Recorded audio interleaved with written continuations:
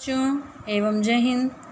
आज हम शब्द और पद नामक पाठ पढ़ने वाले हैं हिंदी व्याकरण के अंतर्गत।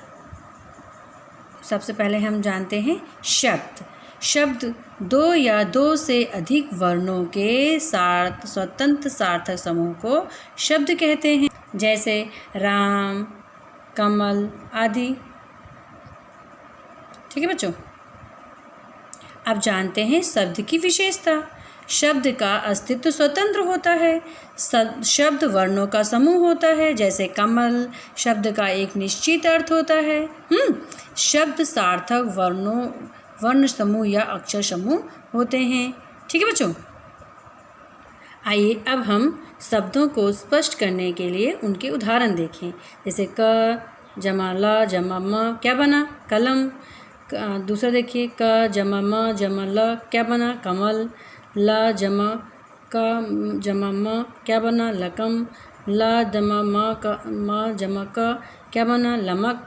बच्चा देखिए दो शब्दों का तो अर्थ होता है, पर बाकी दो नीचे वाले शब्दों का कोई अर्थ नहीं होता। तो यहाँ एक बात स्पष्ट हो जाती है कि केवल वर्णों के सार्थक समूह को ही शब्द की संज्ञा दी जा सकती है। ठीक है बच्चों।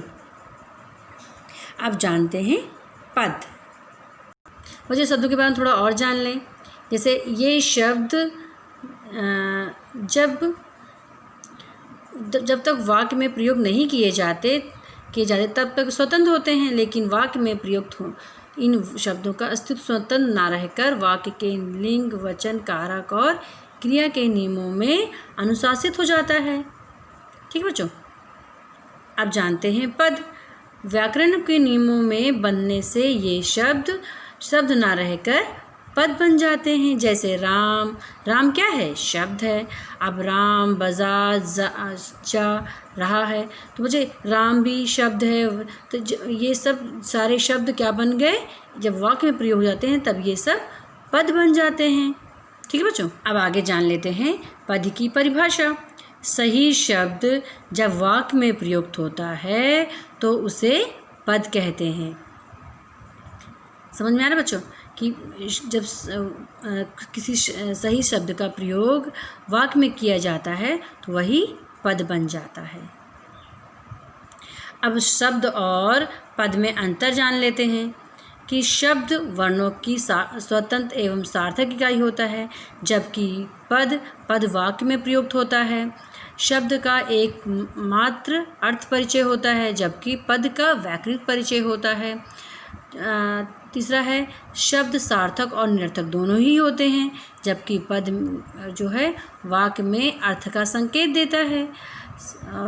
चौथा है शब्द का लिंग, वचन, कारक तथा क्रिया से कोई संबंध नहीं होता है, जबकि पद का लिंग, वचन, कारक तथा क्रिया से संबंध होता है। ठीक है बच्चों।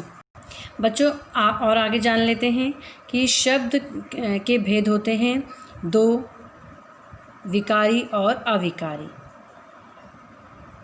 वे शब्द जिनमें लिंग, वचन और काल आदि के कारण बदलाव या विकार उत्पन्न होता है वे विकारी शब्द कहलाते हैं। सर्वनाम, विशेषण और क्रिया शब्द विकारी शब्द हैं, और वे शब्द जो किसी भी स्थिति में अपना रूप नहीं बदलते अविकारी शब्द कहलाते हैं। इन्हें अव्यय भी कहते हैं। क्रिया विशेषण